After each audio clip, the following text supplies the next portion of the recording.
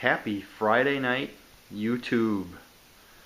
Alright, it's been a few weeks. Got the Model A done and gone. Kind of just been chilling. Clean the shop. I've been working on Tessie here and there. Last weekend, it was even 2 weeks ago. No, it was last weekend. Brought the seat up from the basement so I could start setting my depth on my steering column.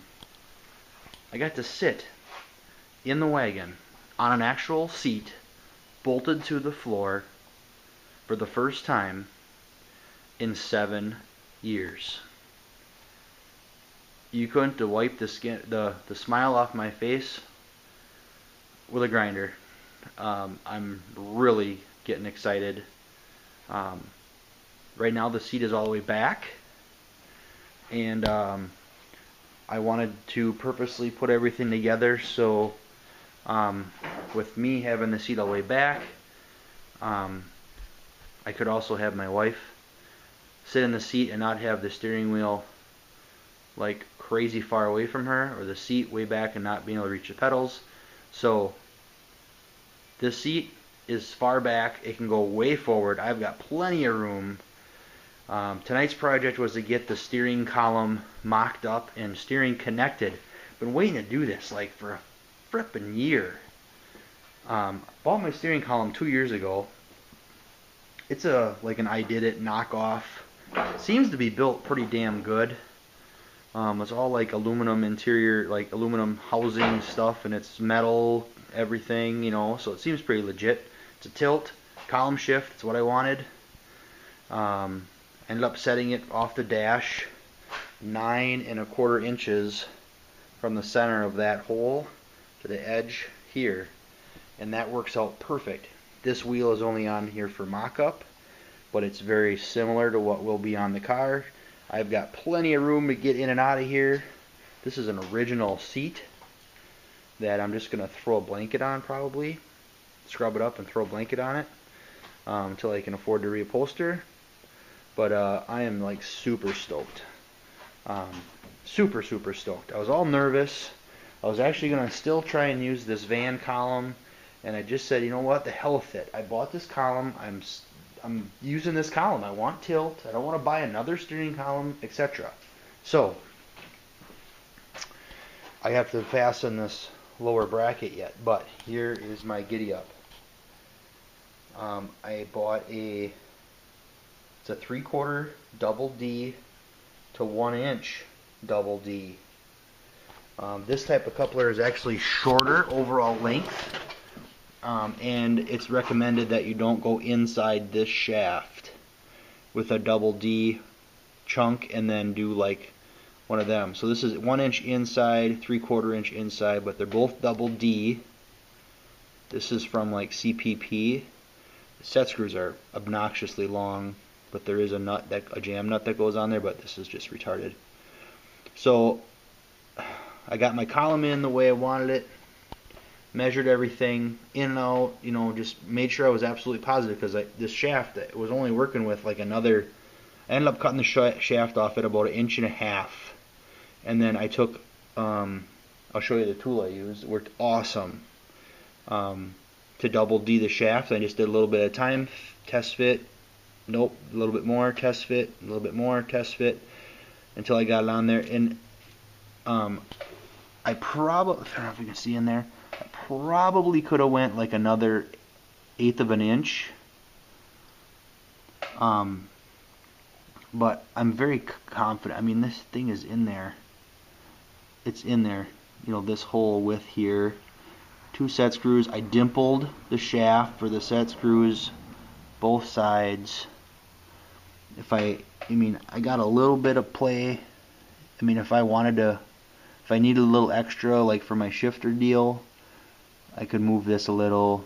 I could do a little bit there, but I'm super stoked. That's awesome. This is for mock-up, of course. It will have to come apart, and I'll, you know, touch up the shaft and put shorter set screws in and jam nuts and all stuff. Then my booster can go on, and I can like go ahead and bleed brakes and that kind of stuff. I gotta finalize my emergency brake stuff. figure out. I bought this piece from CPP, and it's okay. It's gonna need some adjusting, but otherwise, it's major progress tonight. Watch this. Watch this. Oh, look at that. I'm turning the wheels with the steering wheel. Haven't done that in like 7 years either. So, the goal, as of right now, for this, is to drive this out of the shop this spring. Pretty ambitious goal, but we're getting there. We're definitely getting there.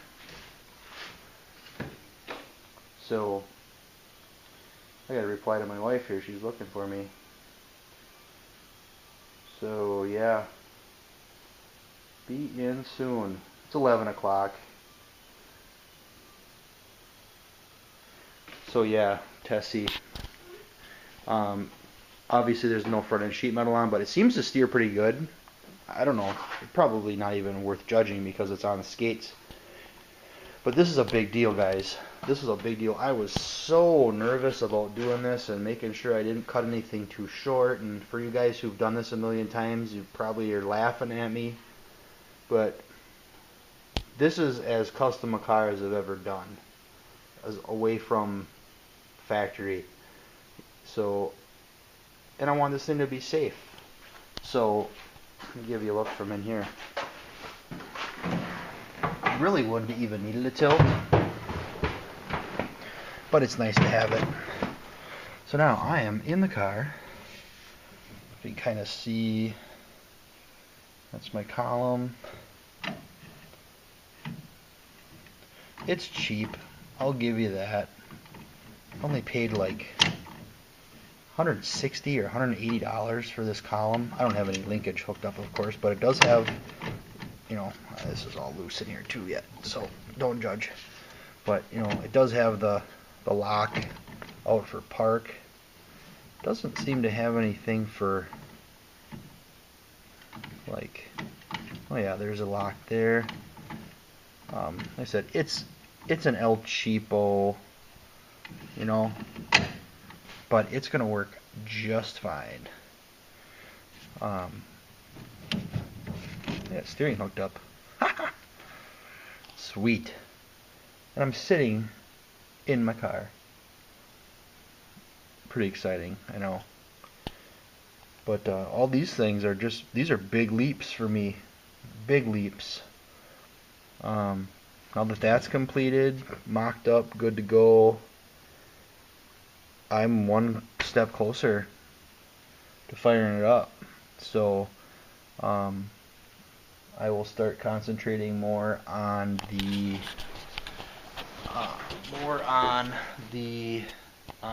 roof and the tailgate jam.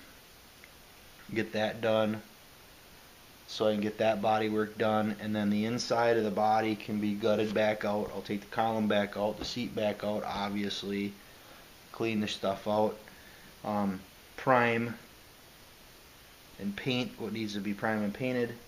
The dash needs to be painted. I'll do that after the floors are done and the ceiling is done. So yeah, super happy. We got a lot done tonight.